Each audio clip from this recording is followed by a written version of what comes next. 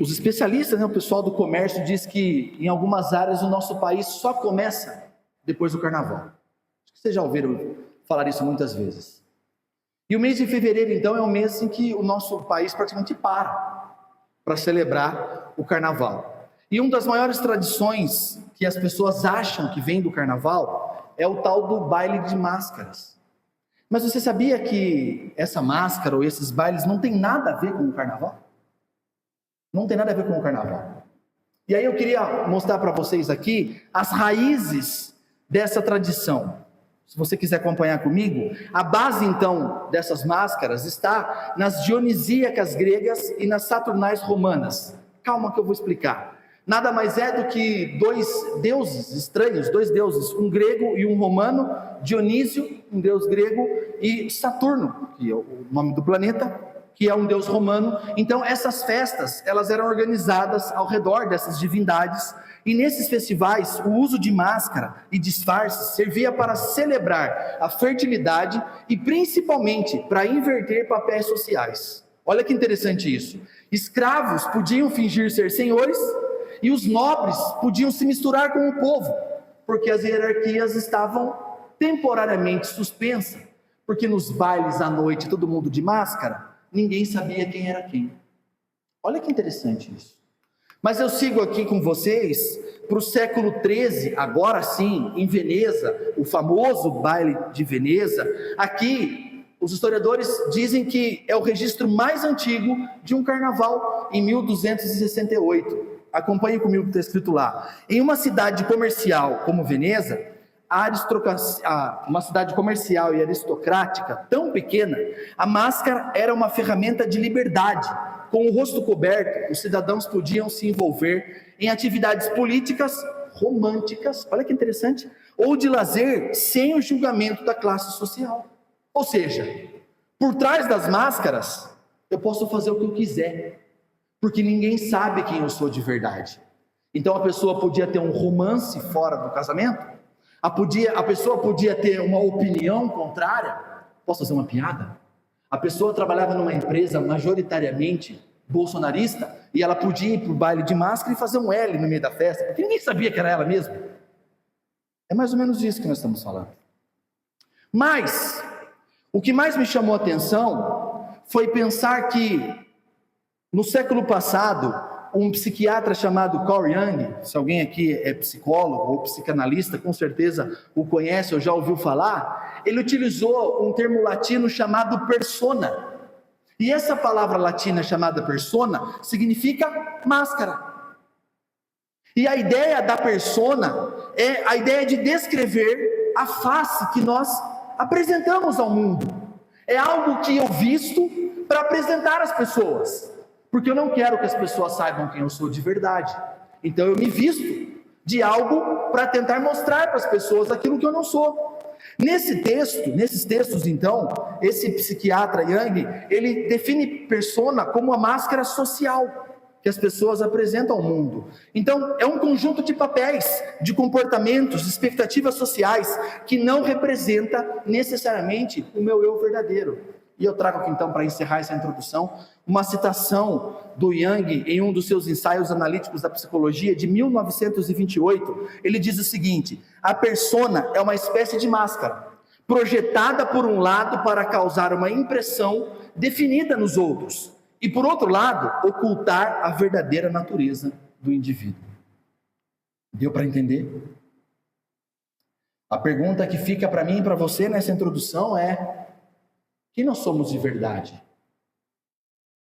Quem nós somos quando a luz se apaga e nós tiramos a máscara? O que nós escondemos das pessoas?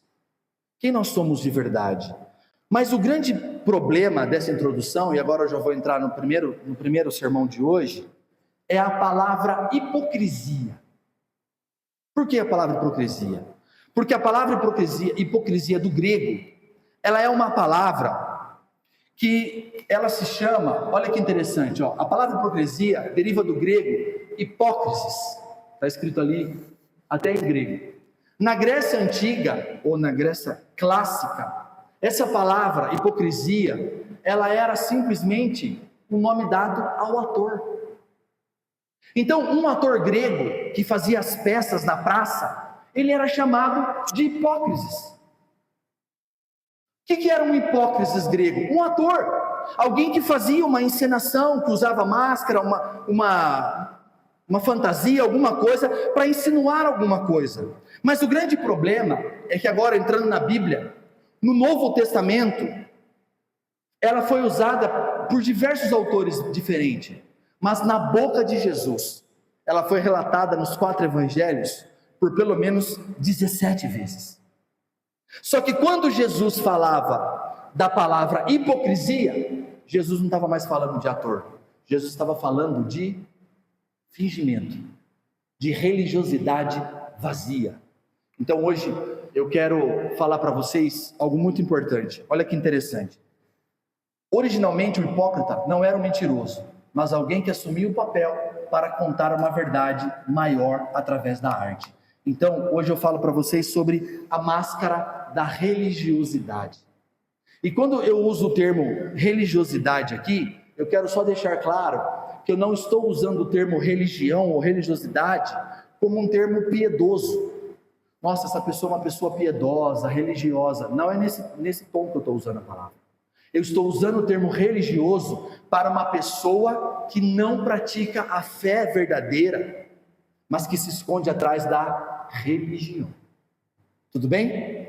Vamos então nos debruçar ao texto bíblico. Mateus capítulo 22, versículo 15. Você pode abrir comigo aí? Mateus capítulo 22, versículo 15.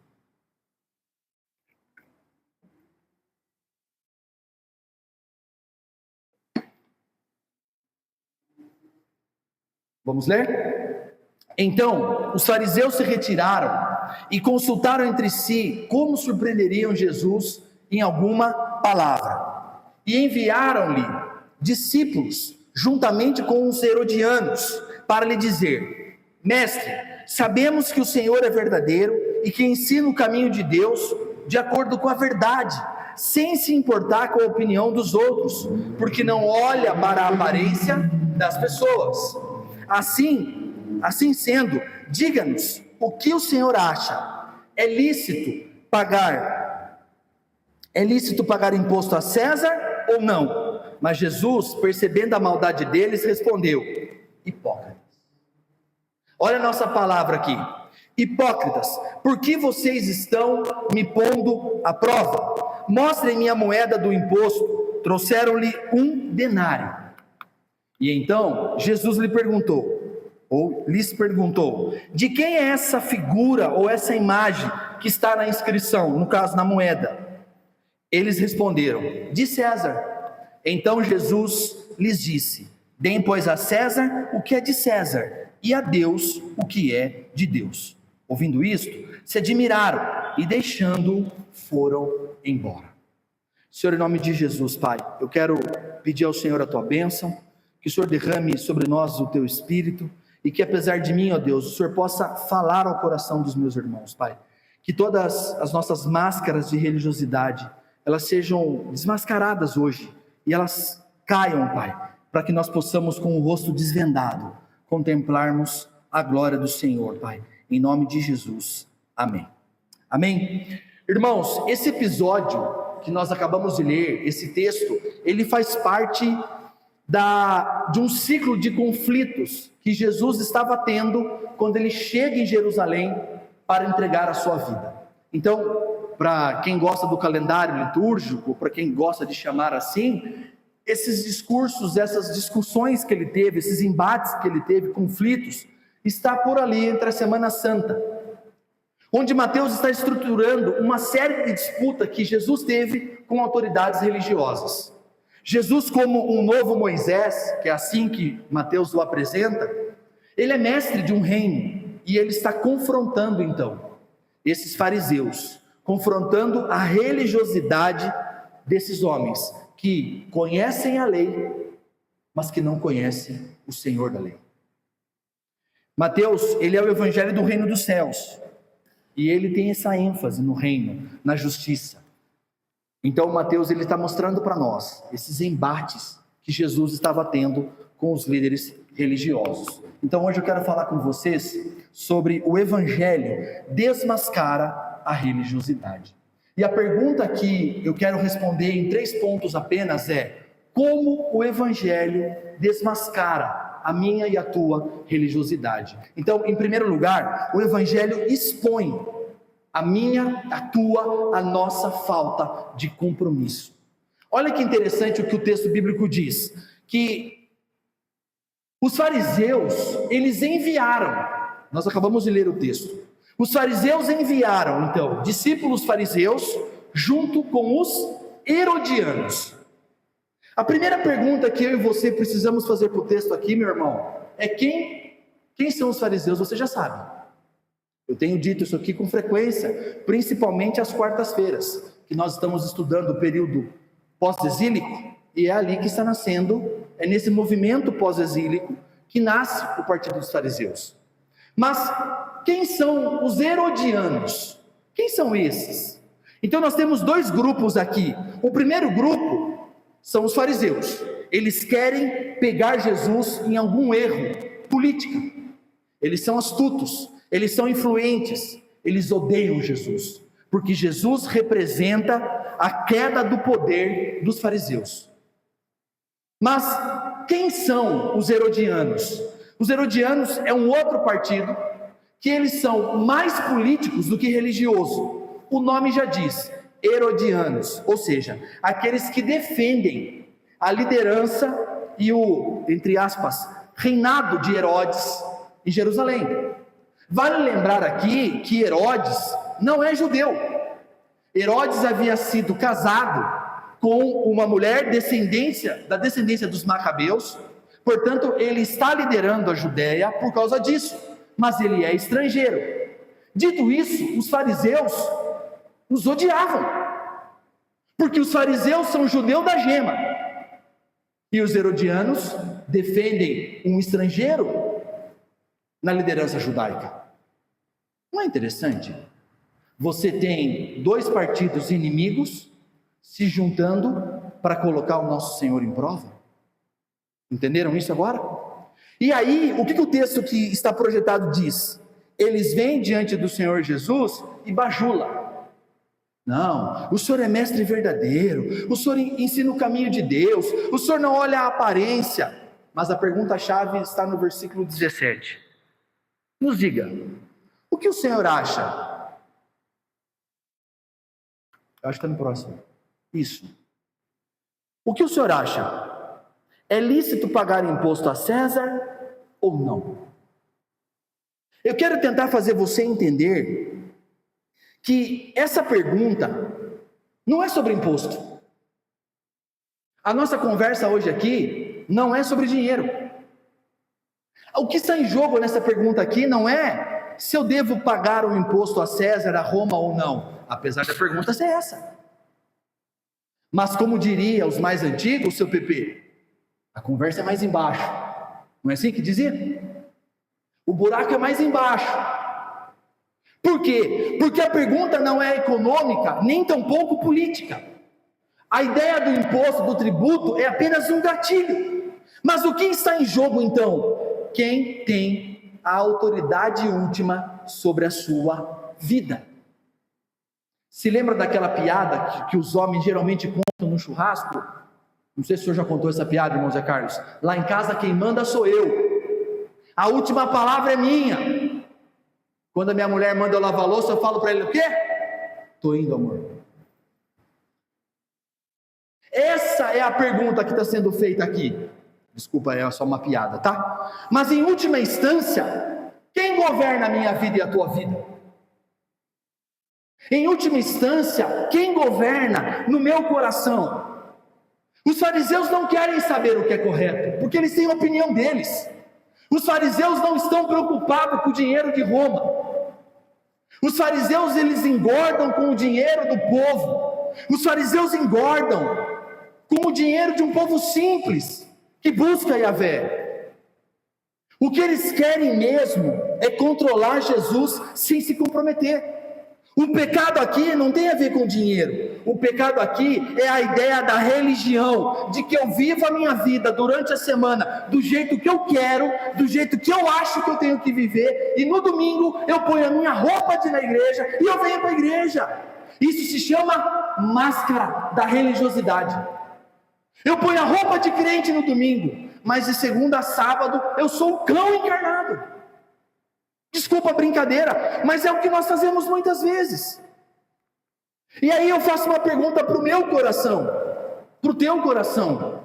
Em qual área da minha vida, da sua vida, nós estamos fazendo perguntas para evitar olha que interessante isso, rendição? Qual área da minha vida será que eu guardo no bolso? Que eu não peguei e falei assim, Senhor, está aqui, ó, toma conta. Qual área da minha vida? Será que o meu casamento, eu faço isso? Não, do meu casamento cuido eu, pode deixar que eu sei o que eu estou fazendo. Das minhas finanças, da criação dos meus filhos, ou do meu negócio, do meu trabalho, da minha carreira, seja o que for. Será que existem áreas na minha vida e na tua vida, em que nós não rendemos aos pés do Senhor Jesus? Será que existe no nosso coração algum sentimento sobre isso? É aqui que surgem muitos dos debates teológicos. Hoje pela manhã, hoje não, domingo passado, na EBD do domingo passado pela manhã aqui, os irmãos, muitos de vocês estavam aqui, vão se lembrar, nós estávamos discutindo quando Paulo fala sobre aqueles que vão pregar e ensinar na igreja. Inclusive foi o presbítero Cícero que lembrou do texto, dizendo que esses são dignos de honorários duplos, não foi? Mas por que esses homens que Paulo está descrevendo eram dignos disso? Porque ele diz que esses homens, a palavra grega que está ali, eles labutavam. A palavra dá conotação de alguém que está suado, alguém que carregou peso, alguém que está sujo porque trabalhou no pesado. Mas na verdade, esses passaram a semana estudando para ensinar o povo no final de semana. E aí, quando eu olho, por exemplo, para a igreja, no nosso país, por exemplo, eu vejo que o povo já estão há 15 dias discutindo se pode cantar uma música ou não na igreja, por causa do tal do Auê, do presbítero Júnior aí. Eles estão discutindo se pode cantar ou não. Será que nós estamos passando tempo com debates e debates e debates, e estamos nos esquecendo de nos esmerar na palavra? E aí começam as discussões, batismo. Será que eu devo? Será que eu posso me batizar? Será que eu posso isso? Será que eu posso aquilo? Casamento, será que pode casar? Será que pode se separar? Pode casar de novo? Será que pode casar com uma pessoa que não é da igreja? Será que eu posso casar com aquilo? E fica esses debates.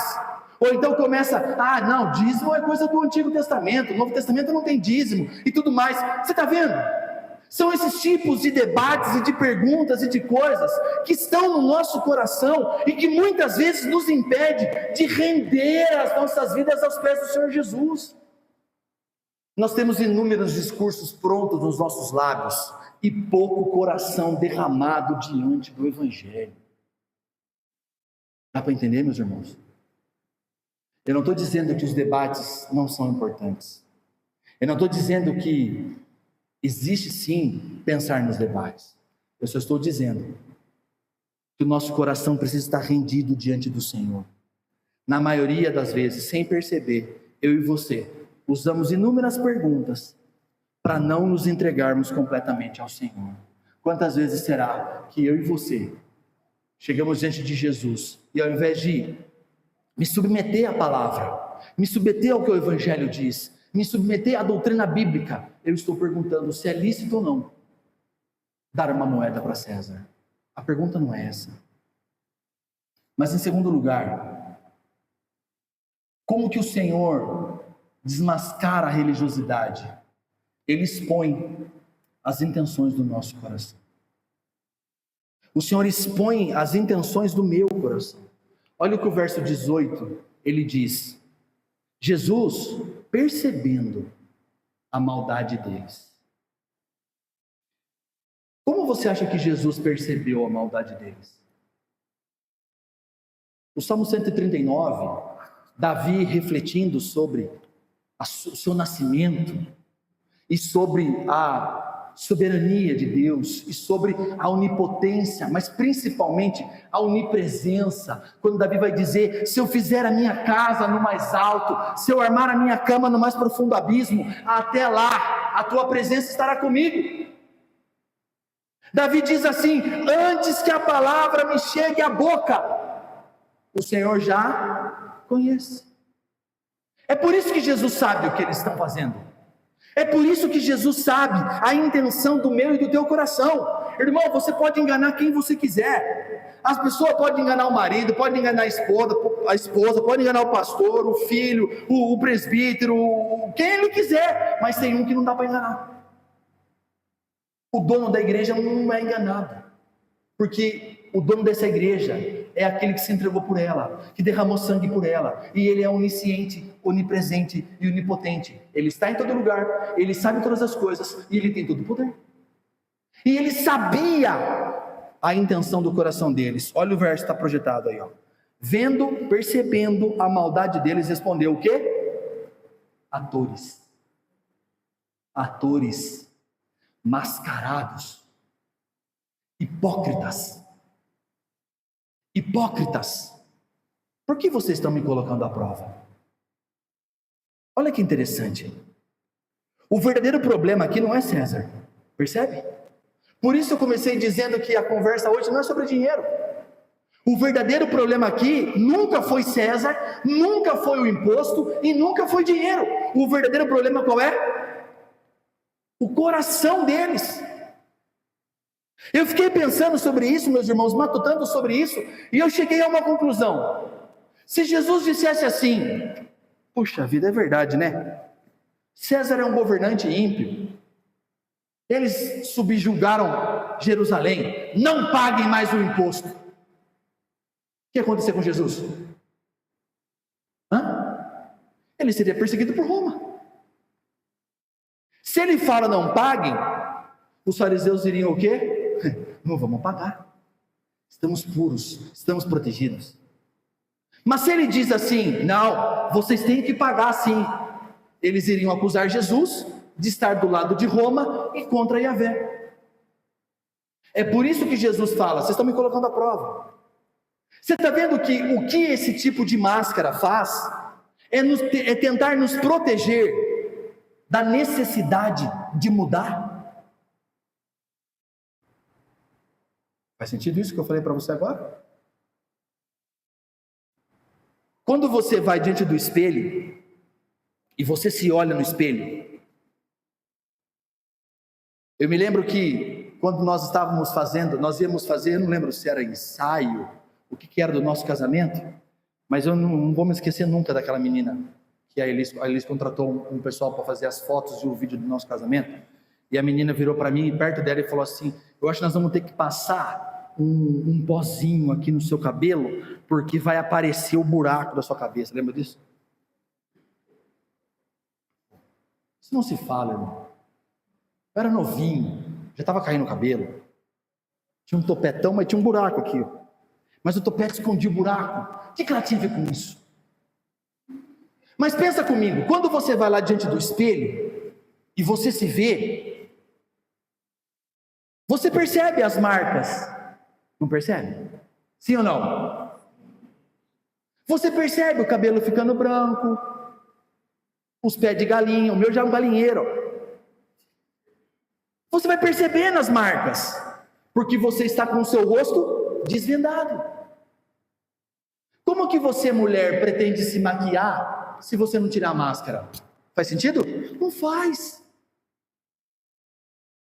Então, essa postura deles aqui mostra para mim e para você que existe dentro de nós um problema no nosso coração. E qual é o nome desse problema? O pecado.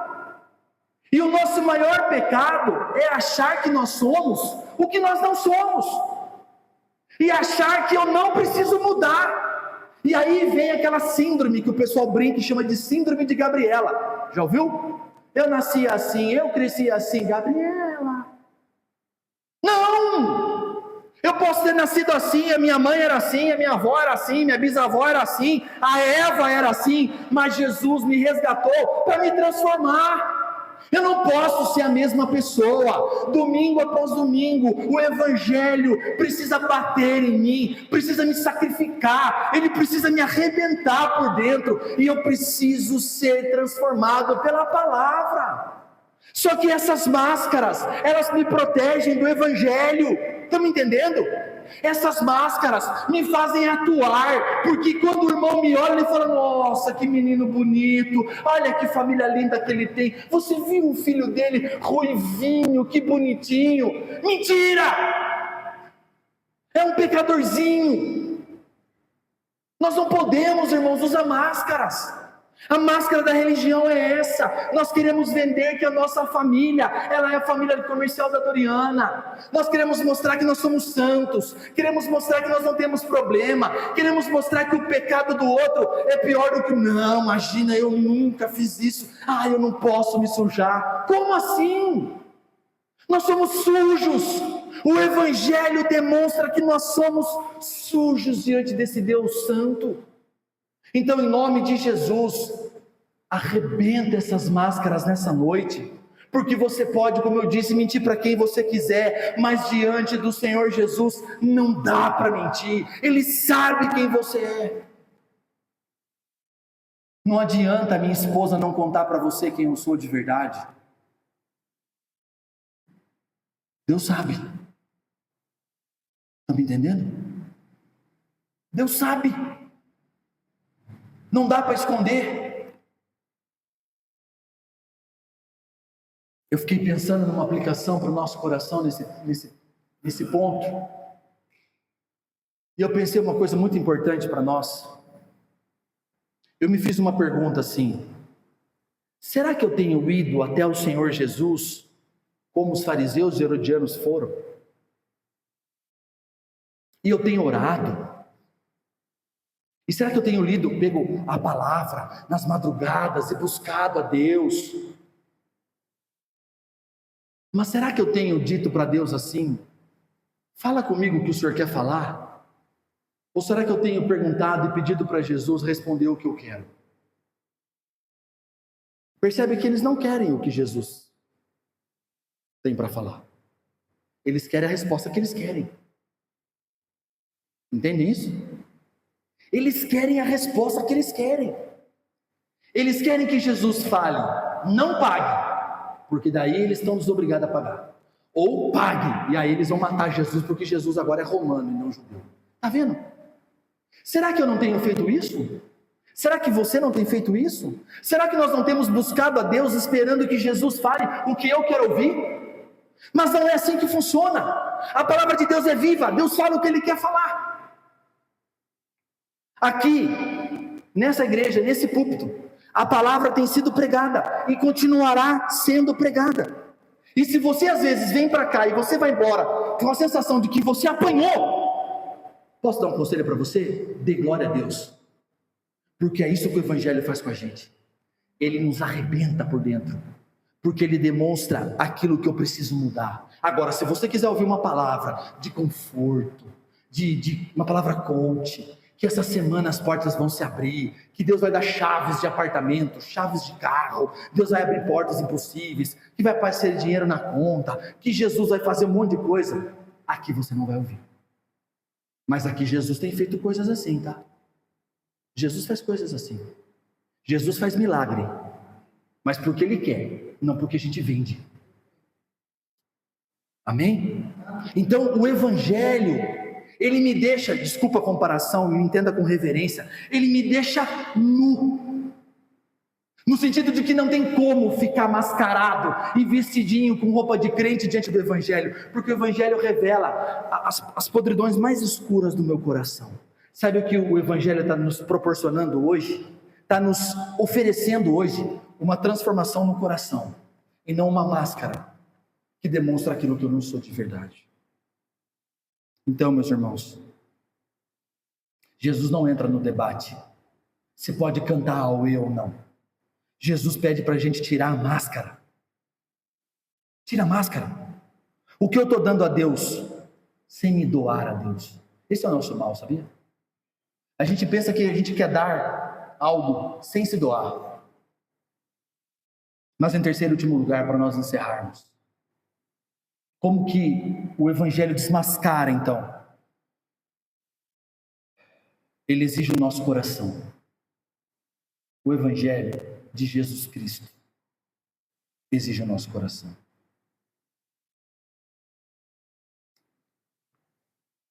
Irmão, a palavra de Deus é maravilhosa.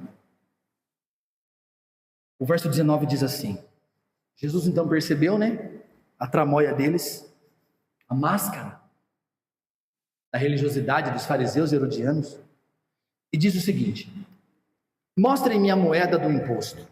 Então trouxeram um denário, uma moeda, mais de R$1, vamos brincar assim. E Jesus perguntou: de quem é essa figura que está aí na moeda? E eles responderam: de César. Tinha a foto do imperador na moeda. Eu nem lembro mais o que tinha nas nossas moedas, Ninguém mais usa moeda hoje em dia, Não é? Sério mesmo, eu não lembro mais o que tinha nas nossas moedas. Aliás, faz tanto tempo que eu não pego uma moeda na mão. Mas na moeda daquela época tinha a foto, a imagem de César, do imperador. E então, o que o texto diz? Jesus respondeu: deem a César o que é de César, e deem a Deus o que é de Deus. Sabe que aqui, eu e você podemos pensar algo assim: será que Jesus está dizendo assim, que eu posso dar para o meu político de estimação o que eu quero dar? Dê para César o que você tem que dar. Então eu posso, com a minha ideologia, seja ela de que lado você for, e você pode, então, dê a César, ao teu político aí, o que você quiser dar, mas dê a Deus o que você tem que dar para Deus. Não é isso que o texto está falando. Não é isso que o texto está falando. É diferente. Porque tanto herodianos quanto fariseus não concordavam com a política de Roma. Os herodianos queriam manter o poder de Herodes, e os fariseus queriam manter o poder da lei. Não é sobre política, apesar de ser ideológico. Percebe que tem uma coisa ideológica aqui? A religiosidade nos leva a questionar a palavra de Deus. Irmãos, a palavra é inquestionável. Essa palavra aqui, ela é inquestionável. O que era pecado há 3.000 anos atrás, 5.000 anos atrás, é pecado hoje. O que os 10 mandamentos dizem que é pecado: matar, roubar, adulterar, não honrar pai e mãe, todos os pecados dos 10 mandamentos continuam sendo pecado hoje. E por que a gente fica querendo debater com a palavra? Por que as ideologias pervertem o nosso coração? E eu usei ideologias no plural. Mas tem um silêncio absurdo aqui, e eu vou terminar tentando falar isso para o nosso coração. Tudo bem, Caio, eu entendi então. Eu tenho que dar para César o que é de César. Vamos pensar financeiramente bem rapidinho aqui? O que seria dar para César o que é de César hoje? Quem aqui está pagando ou já pagou o IPVA? Todo mundo tem carro, ou você já pagou à vista, ou está pagando parcelado. Eu espero que esteja pagando, hein? Não me vá andar com o IPVA vencido. Deixei de policial na igreja aqui, os caras prendem isso aí. Só do lado de cá tem 3. Então, você está dando para César o que é de César. Você está pagando seu IPVA. Quem está pagando IPTU? Quem está pagando matrícula do filho na escola? Lista de material? Uniforme. Eu estou dando para César o que é de César. Está tudo certo. Eu estou pagando meus impostos. Daqui a pouco vem imposto de renda. E assim sucessivamente. Isso está claro para nós? Sim. Mas tem um silêncio aqui. Porque Jesus diz o seguinte: dai a Deus o que é de Deus. E eu vou te fazer uma pergunta: o que é de Deus? O que é de Deus que tem que ser dado para Ele? O que, irmãos? Tudo. Interessante, né? É interessante. Deixa eu te contar uma historinha que está aqui em Mateus. Um dia os fariseus vieram colocar Jesus numa emboscada assim, e aí Jesus falou para eles assim, eles falaram assim, não, mas nós damos dízimo até do cominho. As irmãs sabem o que é cominho? Temperinho lá. Jesus falou assim, muito bem, parabéns, continuem. Tudo bem, vocês dão dízimo até do cominho, mas vocês não conseguem amar o seu irmão? Jesus não está mandando parar de dar o dízimo do cominho. Jesus só está dizendo que a lei nos ensina que não é só o dízimo, é tudo. E eu não estou falando de dinheiro, eu estou falando de tudo. Quem te deu a vida? Quem pode tirar a tua vida? O que Jesus falou sobre a vida? Não tema aquele que pode entrar na tua casa e te dar um tiro. Não foi isso que Jesus falou? Tema aquele que pode te dar uma morte eterna. Ou seja, a nossa vida, o nosso respirar, está na mão de Deus. Então tudo é dele. Cada fio de cabelo que me resta é dele. O ar que eu respiro é dele. E você acha que eu tenho direito de negar alguma coisa para Deus? Só que Jesus fala assim, ó, dá para César o que é de César, paga teu IPVA, paga o teu IPTU, paga o condomínio, paga as coisas que você tem que pagar. Irmão, é o mínimo que a gente tem que fazer. Trabalhar e pagar suas contas em dia.